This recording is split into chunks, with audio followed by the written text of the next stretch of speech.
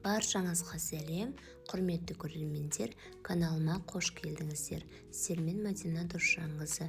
Бүгін біз өте дәмді борщ тамағын дайындайтын боламыз. Ең алдымен етімізді көбіктеп турап аламыз.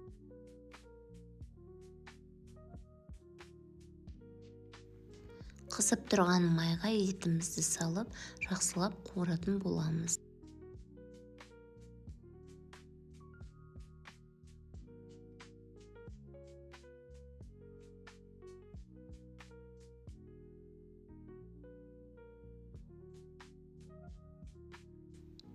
Жуамызды жартылай сақиналап тураймыз.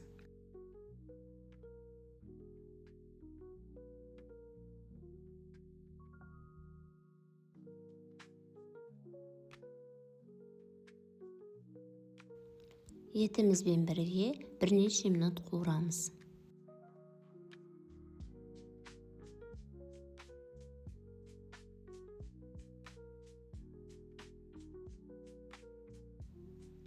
Қызанақ қосатын болсақ, оны көбіктеп турауымыз қажет.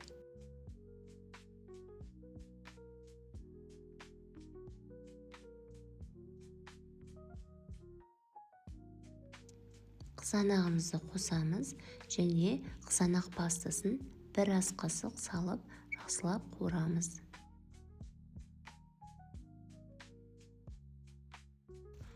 Сәбізімізді үккіштен өткіземіз, немесе жіңішкелеп, таяқшалап тұруға да болады.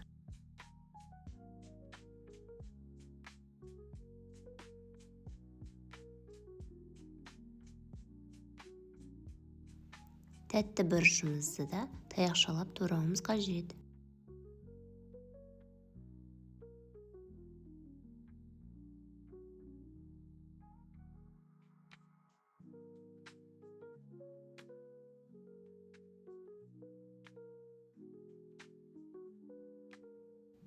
Бір дана сарымсақты ұсақтап тураймыз да қосамыз.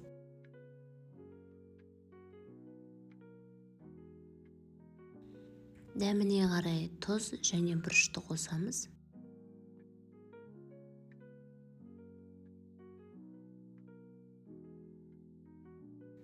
Суымызды құйып, тамағымызды қатты отта қайнатып алуымыз қажет. Картопты видеода көріп тұрғанымыздай көбіктеп тураймыз.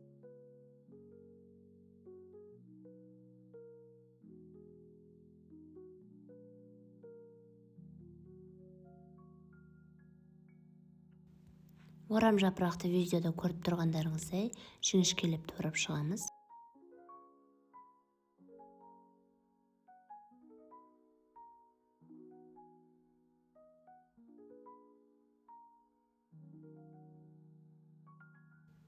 Қызылшамызды үккіштен өткізіп аламыз.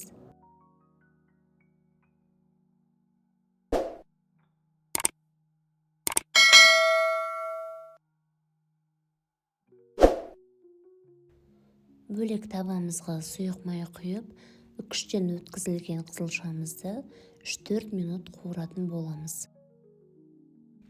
Осылай бөлек табада қуырып алатын болсаңыздар, сорпаңыз өте қызыл, әдемі болып шығатын болады.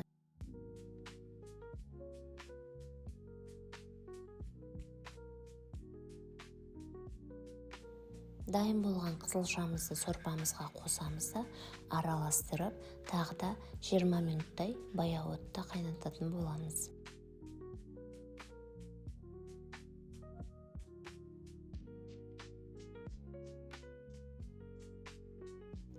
Міне біздің өте дәмді қып-қызыл сорпамыз дайын болды.